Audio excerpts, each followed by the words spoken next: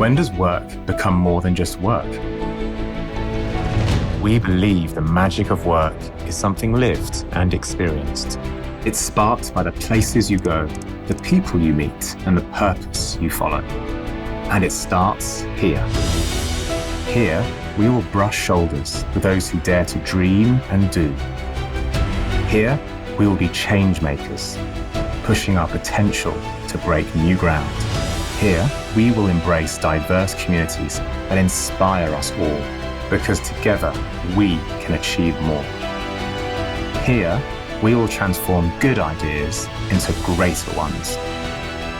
Here, we will turn today's actions into tomorrow's impact. Here, we will change the way the world works. Here, we will.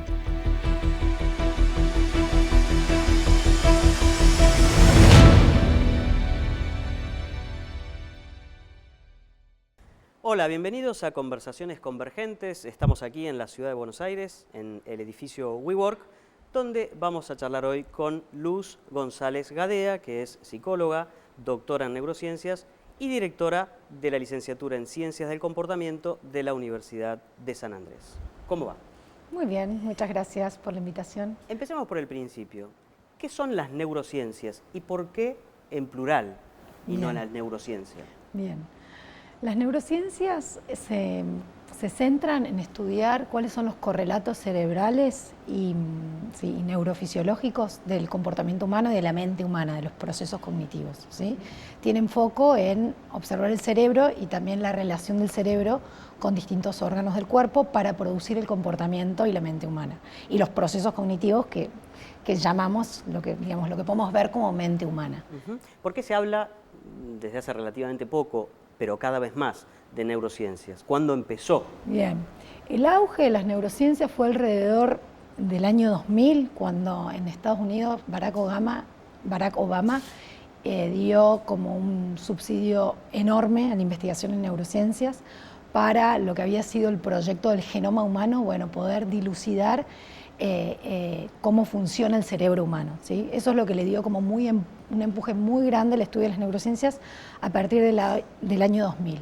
Pero lo que había sucedido una década antes era el desarrollo de las técnicas de neuroimagen, puntualmente una técnica que se llama resonancia magnética funcional y que nos permitió ver por primera vez qué es lo que pasa en el cerebro en vivo, ¿sí? Nosotros tenemos algunas técnicas de neuroimagen, como por ejemplo el electroencefalograma, esa técnica con la que nos ponemos como electrodos en la cabeza, ¿sí? Y podemos, por ejemplo, escuchar o detectar la actividad eléctrica del cerebro, ¿sí? Que tiene una precisión del tiempo muy exacta, pero esa técnica es muy imprecisa para saber exactamente a dónde está ocurriendo esa activación cerebral. Esta nueva técnica, que se comenzó a desarrollar en los años 90, tiene mucha precisión espacial. Entonces nos permite ver el flujo, cambios en el flujo sanguíneo, exactamente cambios en la oxigenación de la sangre, exactamente en qué parte o en qué zona del cerebro está ocurriendo eso a la vez, al tiempo que está sucediendo algo. O sea, que la persona, por ejemplo, está hablando o está respondiendo a una tarea cognitiva, ¿sí? Entonces eso permitió y como de alguna manera renovó esperanzas o alimentó la fe en poder entender exactamente cómo del cerebro se produce, ¿no?, el pensamiento, el lenguaje, las emociones. ¿Y cuánto sabemos? En porcentajes, que a mí me encantan los porcentajes, al ser científica, me sería difícil establecerlo. Sabemos poco aún, pero lo que sucedió, algunos científicos, a mí me gusta que dicen, lo que sucedió es que en las últimas décadas hemos aumentado nuestro conocimiento exponencialmente en relación a lo que antes sabíamos. Es que no sabíamos nada, ¿no? Exactamente, pero todavía seguimos sabiendo un poco. entendemos cómo funcionan procesos como más aislados, pero nos falta un poco entender esta complejidad, ¿no? Y sobre todo porque heredamos dentro de las neurociencias algo que viene de la psicología, y de la psicología que se llama experimental, que es estudiar esto, cómo recordamos, cómo nos emocionamos, cómo procesamos información en el laboratorio, frente a una tarea, ¿sí?, como muy específica, apretando botones y respondiendo tareas. Y nuestra cognición, cómo hablamos, cómo pensamos, sucede en la vida cotidiana con estímulos que tenemos que interferir, con emociones que, con los buenos días o malos días, con Messi que, digamos, que dijo lo que dijo, ¿no? Entonces, al aislar todos estos procesos, para poder estudiarlos experimentalmente y poder entender bien cuál es la influencia de cada uno de estos factores, tenemos como un desajuste de, bueno, entendemos muy bien lo que pasa en el laboratorio, pero trasladar eso a la vida cotidiana, que es cómo se producen, digamos, y en el contexto en el que se producen habitualmente todos los procesos cognitivos, todavía, digamos, estamos bastante más lejos de lograrlo. ¿Cómo se llevan la psicología? Y esta pregunta se hace en un país en particular, que es la Argentina, ¿no es cierto? Hay una ciudad en particular que es la ciudad de Buenos Aires, donde la psicología, el psicoanálisis tienen un lugar destacado, respetado y relativamente masivo, ¿no es cierto? ¿Cómo se lleva la psicología con las neurociencias?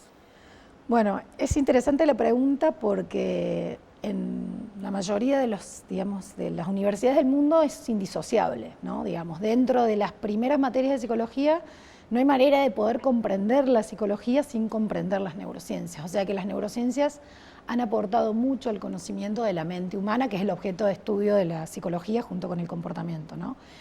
Y se entiende que la mente humana es producto, se entiende que la mente humana resulta del procesamiento cerebral, ¿no? Lo que pasa es que en este contexto, en donde hay otras escuelas de psicología, como el psicoanálisis, que tienen algunas perspectivas distintas, eso no es como compatible, o al menos no es ese el concepto de mente que es aceptable, ¿no? Entonces, pero te diría que, digamos, que desde la psicología al menos científica, desde la psicología hegemónica, ¿sí?, en las grandes universidades de Estados Unidos o de Europa, las neurociencias están en todos los manuales de psicología, introductorios de psicología. Entonces, nosotros tenemos alguna discusión adicional, digamos, exactamente, vinculada a esta tradición que mencionábamos. Exactamente, sí. ¿Y dónde se estudia hoy neurociencias? ¿Desde qué disciplinas? Por eso al principio te preguntaba, ¿por qué en plural? Bien. ¿Desde qué enfoques o disciplinas exacto. se llega a las neurociencias? La pregunta del plural no la contesté porque me desvié, y es interesante, ¿no? Porque dentro de las neurociencias, ¿no?, tenemos como las neurociencias como más básicas, ¿sí?, las neurociencias más, digamos, más enfocadas a los procesos moleculares, químicos, ¿sí?, físicos. Tenemos físicos estudiando neurociencias, tenemos biólogos estudiando neurociencias. Siempre con foco en el cerebro. Exactamente, pero digo, estudiando moléculas, estudiando, ¿no?, células, estudiando animales. Nosotros lo que hacemos, mi grupo de investigación y yo, es estudiar un campo de las neurociencias que es neurociencias cognitivas, que está enfocado en estudiar los procesos cognitivos mayormente en seres humanos, aunque también se trabaja con animales, ¿no? Pero estudiar como la cognición. Entonces se llama neurociencias porque podemos estar hablando como esto, de distintos como enfoques dentro de las neurociencias. Las neurociencias computacionales, las neurociencias cognitivas, las neurociencias moleculares, y así podría como seguir el listado de las neurociencias, ¿no? Pero todo se engloba dentro de esto, que es como entender los procesos como cerebrales que derivan en comportamiento. Estamos hablando de una disciplina de alguna manera transversal. De alguna manera transversal, sí, de alguna manera transversal. No hace falta decirlo que están bastante de moda las neurociencias y todos habrán escuchado, ¿no? Neurociencias, neuroeducación, neuroderecho, neuromarketing, porque lo que tienen, este conocimiento, digamos, más profundo acerca del comportamiento humano ha traído como la curiosidad de muchas disciplinas, por ejemplo, como el derecho, como la educación, de decir, bueno, ahora podemos entender mejor cómo funciona el aprendizaje, cómo funciona la toma de decisiones, qué es lo que ocurre en la mente de una persona que comete un delito, ¿no? Digamos, vamos a tener como herramientas más certeras. Y entonces, la neurociencia es una de las grandes promesas, es brindar aportes a estas disciplinas, brindar, por ejemplo, herramientas diagnósticas, ¿no? Por ejemplo, para la clínica, volviendo a la psicología, para la clínica psicológica, para el diagnóstico de distintas patologías neuropsiquiátricas. La realidad es que aún, digamos, sigue siendo alguna promesa, sigue siendo en algún sentido alguna promesa, ¿no? Hay aportes como concretos, por ejemplo, en el campo de la educación, ¿no? El entender exactamente cuáles son los daños, por ejemplo, que produce la privación temprana, ¿sí?, de estímulos en el cerebro, ¿sí? A nivel como cerebral, digamos, hemos identificado algo que, digamos, que la psicología y la psicopedagogía nota hace mucho tiempo, que la privación temprana, digamos, produce en los niños déficits que son difíciles de recuperar. Bueno, nosotros podemos ver esa huella en el cerebro, ¿sí? De alguna manera nos permite entender mejor por qué las personas, por ejemplo, o si hablamos de alguna enfermedad neurodegenerativa, ¿no? ¿Por qué las personas no logran recordar nombres? ¿Por qué no logran aprender cosas nuevas, ¿no? Poder entender cuál es el funcionamiento del cerebro y cuál es, por ejemplo, el área que está comprometida del cerebro, o las áreas, ¿sí?, que están comprometidas, nos da herramientas, por ejemplo, útiles para la rehabilitación, para el tratamiento, saber en los contextos escolares cómo estimular. En el campo por ejemplo, del derecho, también poder entender, poder tener herramientas más precisas para identificar, por ejemplo, si una persona va a volver a cometer un delito o no. Hay alguna evidencia también del lado de las neurociencias en eso, que parece ser un poquito más certera que otras herramientas más clásicas. Así que hay algunos aportes, pero debo decir que son modestos. Digamos, la disciplina, como dije, o sea, se desarrolló la técnica, que es como la que hizo explotar las neurociencias, en 1990. Hay mucho terreno, ¿no? Digamos, para lo que es el recorrido de la ciencia, digamos, el método científico y el camino de la ciencia, de las teorías científicas, de la validación, es nada, es una disciplina muy, muy joven. Algunas de las cosas que mencionaste en tus respuestas hasta ahora aparecían la memoria en distintos ámbitos y la atención, ¿no? Que son como dos temas de conversación amplios, ¿no? Se habla de industrias de la atención, se habla de, no sé, de memoria Google o de cómo las tecnologías están afectando la memoria. ¿Qué aporte o por dónde podrían ir los aportes de las neurociencias en ese ámbito? Bien, bueno, por el lado de la atención, ¿no? Sí, las neurociencias vienen como trabajando desde hace mucho tiempo, desde la psicología experimental, desde antes de las neurociencias, el cómo identificar, ¿no?, como distintos procesos atencionales, ¿no? Hay como distintas maneras, uno puede tener problemas atencionales en focalizar la atención o en tener la atención como demasiado dividida, ¿no? En poder como establecer cuál es básicamente de los procesos, ¿sí?, que digamos que competen a la atención, ¿sí?, es el que puede ser como disfuncional o que puede haber que trabajar con alguna persona, ¿sí? Y lo mismo desde el aula, eso tiene como muchas implicancias para la educación, ¿no? Digamos, el entender cómo los niños aprenden mejor, ¿sí?, cómo prestan atención mejor, el tema de cómo brindar también ayudas, ¿sí?, para recordar, ¿no? También el entender por qué, bueno, digamos, por qué no funciona el memorizar, ¿no? Y digamos, en eso ha sido positivo porque ha brindado como muchos insights de como distintas claves atencionales que, por ejemplo, pueden facilitar la memoria, ¿sí?, que pueden ayudar a la memoria, que es como otro proceso cognitivo que es como muy hermano, muy maridado, digamos, con la atención, ¿sí? Digamos, que refiere más. La memoria nosotros la definimos como la capacidad de como retener, almacenar y recuperar información, ¿no? Y para poder retener información necesitamos poder atenderla, ¿sí? La memoria es mucho más conocida por el almacenamiento, ¿no? Y no tanto como por estos procesos. A veces las dificultades pueden estar en recuperarla, ¿sí? Y también a veces la atención tiene que ver con eso.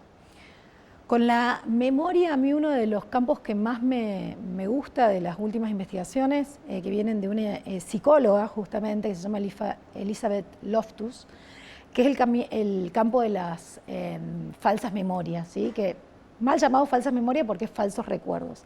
Y es un campo interesantísimo que presenta la memoria como nosotros tenemos, en el sentido común, entendemos la memoria como, digamos, como una computadora, y esto es un poco culpa de la psicología o de las primeras teorías de la memoria, así que utilizaron mucho la metáfora de la computadora, esto de que ingresa la información, la procesamos y la recuperamos. Y lo que dice este investigador es que la memoria no es un reproductor de información, digamos, sino es mucho más un funcionan más como Wikipedia, ¿sí? Otros, incluso nosotros mismos, entramos a ese recuerdo, lo podemos editar, meter mano, meter cosas, sacar cosas, ¿sí? La memoria es mucho más frágil. Y estas investigaciones lo que muestran es lo frágil que es la memoria y la capacidad altísima que podemos tener y que tienen un montón de personas, que pueden tener un montón de personas para meterse en nuestros recuerdos, manipular esa información y hacernos incluso recordar o pensar que recordamos cosas que en realidad no vivimos. Inception, ¿no? Una película un poco que juega entrando en la mente de las personas. No la vi, no soy nada televisiva yo. Algo de eso. ¿Qué es eso de las ciencias del comportamiento? Y otra vez en plural. Sí, y otra vez en plural. Bien, las ciencias del comportamiento son un poco más nuevas, al menos en el nombre, ¿no? Aunque es una disciplina que está dando vueltas hace algunos años y es una disciplina de carácter muy interdisciplinario, ¿sí? Que se nutre de saberes de la psicología, de la economía, también de las ciencias de datos, para poder entender, predecir y también poder generar o incidir en el comportamiento humano, ¿sí? Tiene como este enfoque como bien interdisciplinario, también se nutre de las neurociencias, ¿sí? Y se han hecho como muy famosas en el último tiempo porque tienen como aplicaciones como muy concretas a ámbitos como la industria, como el marketing, como las políticas públicas, ¿sí? También en el campo de la investigación o también como en las organizaciones, ¿sí? Y se trata como de como un enfoque como bien aplicado del conocimiento que brinda como herramientas relativamente sencillas, relativamente de bajo costo, que pueden como afectar como grandes decisiones, ¿sí? En lo que respecta, por ejemplo, a las decisiones en el campo del consumidor o en el campo de las políticas públicas. ¿Y de dónde vienen con este enfoque, con este nombre de ciencias del comportamiento? ¿Cuál es el origen? Bien, el origen en realidad yo podría decir que se han hecho un poco más famosas hace nada más que 10 años, cuando nació en Inglaterra algo que se llamó el Behavioral Insight Team, el BIT, o el Nudge Unit, ¿sí? Que fue una unidad enfocada a asesorar a las políticas públicas de esos gobiernos para la toma de decisiones de todas las políticas de gobierno. Y eso fue como un éxito, ¿sí? Y explotó como en todos los campos, ¿sí? En un montón de campos se empezó a querer como usar, ¿sí?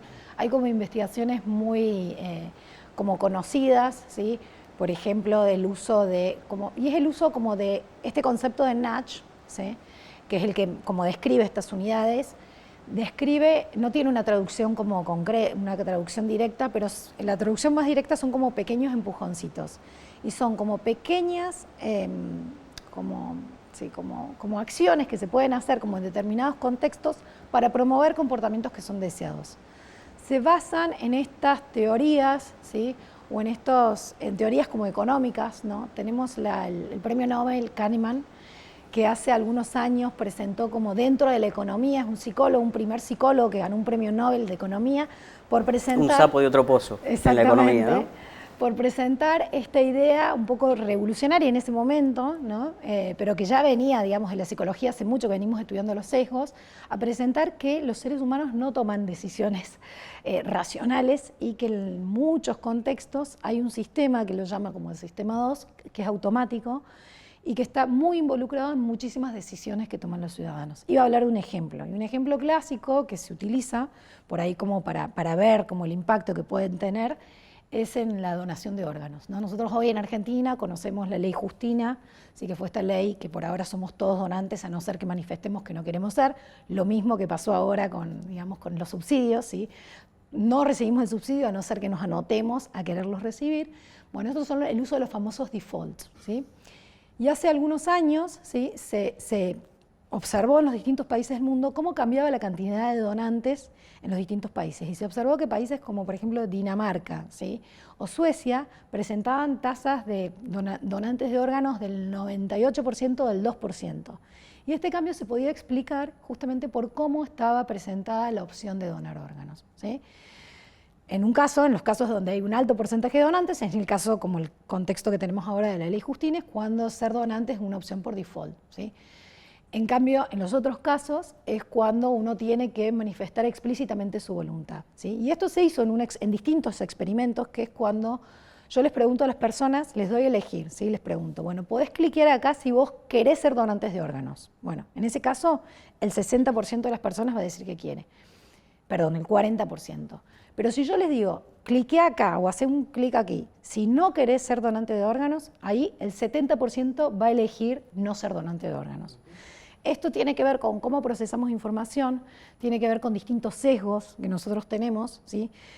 Y es que en el caso de las decisiones difíciles solemos como, digamos, nos cuesta mucho, digamos, involucrarnos en estas decisiones que tienen que ver digamos, con cosas que no queremos pensar, como la muerte, ¿sí? Como qué va a pasar con nuestro cuerpo después de eso. Entonces preferimos evitar esa decisión, postergarla, no la tomamos, ¿sí? En los dos casos no cliqueamos, pero eso tiene una consecuencia para la salud pública muy grande, ¿sí? Entonces, imaginémonos, ¿no? Las políticas públicas, imaginémonos campañas, ¿sí? Que podemos estar haciendo para que la gente done órganos. Simplemente el hecho de cambiar una política pública a este nivel te incrementa porcentajes altísimos de donantes de órganos, ¿no? Hay un debate inmenso de si esto está bien, de la ética que hay por detrás. Te iba a preguntar justamente si las ciencias del comportamiento tienen que ver con estudiar las formas de incidir en la conducta de las personas, ¿a dónde aparece la cuestión de la manipulación, digamos, en esas prácticas? Es una pregunta súper válida, ¿no? Porque también se habla ahora de como unas perspectivas de nudge for good, ¿no? Como usar los nudges para algo bueno. Porque la realidad es que usando esta información uno lo puede manipular para vender, ¿no? También otro de los casos como para vender lo que queremos que la gente sabemos que va a consumir y que no le hace bien a su salud, ¿no? Hablemos de dulces, hablemos de alcohol, hablemos de... Sí, o en el plano político, totalitarismo, ideologías de odio. Exactamente. Entonces hay toda una, digamos, una línea ética acerca de, digamos, de un control de esto, de que todas las investigaciones y que también todas las campañas y todo el uso de esta información sea para promover. Hay una palabra que a mí me gusta, que es paternalismo libertario, ¿sí? Que parece una contradicción. Es un oxímoron, es un oxímoron, exactamente. Y de hecho el artículo se llama, parece un oxímoron, ¿no? Es como oxímoron, bueno, usa el valor oxímoron. Y es justamente como acompañar, empujar, pero dejando a las personas libertad de decidir. Igual los debates son grandes, ¿no? Hay debates actuales, por ejemplo, que ponen en debate el tema de que estamos como volviendo a culpabilizar a las personas y liberando la responsabilidad de los estados, ¿no? Pero bueno, para poner otro ejemplo de otra de las intervenciones muy típicas, las ciencias del comportamiento hacen muchas intervenciones, tienen muchas intervenciones basadas en evidencia, probando con el método científico si esto funcionó, si esto no funcionó, grupo experimental, control.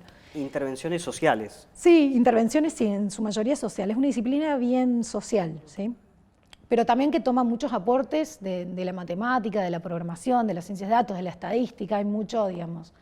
También es como que está bien, y también mucho de las neurociencias, así que está como bien también balanceada con las otras ciencias. Pero otra de las aplicaciones que iba a contar, que también, digamos, para imaginarnos esto de la ética, es que tiene que ver con cómo intervenir en supermercados, ¿no? En el famoso la ley de góndolas, ¿sí? Eso que se va a dejar poner en las góndolas que la gente, todo el mundo va a agarrar antes de la caja, ¿sí? Hay leyes, por ejemplo, que pueden, digamos, uno puede trabajar en leyes impidiendo que ciertos productos que hacen mal a la salud, la ley de etiquetado es otro ejemplo de la ciencia del comportamiento, digamos, uno puede trabajar con prohibir, ¿sí? Directamente el uso de esas estrategias que sabemos que a nuestras decisiones rápidas o apuradas del momento podemos llevarnos digamos, nos guía a decidir por productos que no nos van a beneficiar. O como, por ejemplo, poner pasitos en el subte para que uno use más las escaleras, o bueno, digamos, y está bastante como trabajado el uso de usar esta información para el bien, ¿no? Para el bien público. ¿Cómo se cruza o qué lugar tiene la tecnología y las posibilidades de la tecnología, por ejemplo, la captura automática y en tiempo real de datos, con las ciencias del comportamiento? Bueno, sin dudas es lo que justamente ha hecho explotar, digamos, a la disciplina, porque hoy más que nunca contamos con cantidad de información acerca del comportamiento humano, digamos, que uno deja en sus elecciones y en sus navegaciones por la web y por las apps, ¿sí? En sus preferencias. Hoy entendemos muchísimo mejor cómo funcionan las preferencias y el trabajo hoy, ya todos lo saben, digamos, en ciencias de datos es uno de los trabajos que está como mejor pago y más aclamado, ¿no? en el mercado. Pero a veces lo que falta, digamos, de parte de las personas que trabajan en esto son justamente las teorías, ¿sí? Las teorías acerca de cómo funciona la mente humana, cómo funciona el comportamiento. Y entonces por eso las ciencias del comportamiento son útiles en aportar a esta discusión, ¿sí? Porque pueden, digamos, o se nutren, ¿sí?, de los conocimientos de la economía, de los conocimientos de la psicología, de las neurociencias, para poder de alguna manera analizar toda esa data y poderla leer y generar predicciones, ¿sí?, que se ven después en estas, digamos, en estas pruebas de las intervenciones en base a las teorías que nosotros ya conocemos acerca de, por ejemplo, cómo las personas procesan los colores, cómo influyen las sensaciones, el olfato, la luz, ¿no?, en la cognición humana. Luz, muchas gracias. No, por favor, muchísimas gracias por la invitación. Estuvimos aquí en Conversaciones Convergentes charlando con Luz González Gadea, psicóloga, doctora en neurociencias y directora de la licenciatura en Ciencias del Comportamiento de la Universidad de San Andrés. Y nosotros nos vemos la próxima. Muchas gracias.